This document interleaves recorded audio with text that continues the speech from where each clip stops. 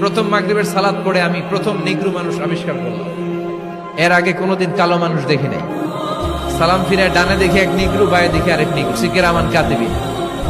এই নিগ্রু দেখে আমি দিছি দৌড়। সবাই কই দৌড়ান কেন? আমি বললাম এরা কারা? আমারে বলা হলো এরা আপনার বন্ধু। এরা কি? এই কালো লোক নাকি আমার বন্ধু। বললো 5 বছর এই নিগ্রুদের সাথে আপনার থাকতে হবে। 100টারও বেশি দেশের ছাত্র আমরা একসাথে থেকেছি। কারো ভাষা কেউ বুঝে না, কারো গায়ের রঙের সাথে কারো গায়ের রঙের মিল নাই। চিল্লায় বলেন সুবহানাল্লাহ।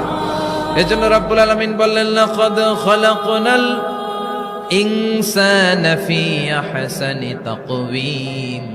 আমি মানুষকে চমৎকার আকৃতিতে তৈরি করেছি। সুম্মা রাদাদনাহু আসফালা সাফিলিন। তারপর মানুষকে আমি আবার নিম্নমুখী করেছি। মানুষের সৌন্দর্যটা সব সময় থাকে না। এই যে যুবক অবস্থায় আমাদের কি সুন্দর চামড়া, কি সুন্দর দেহ, বয়স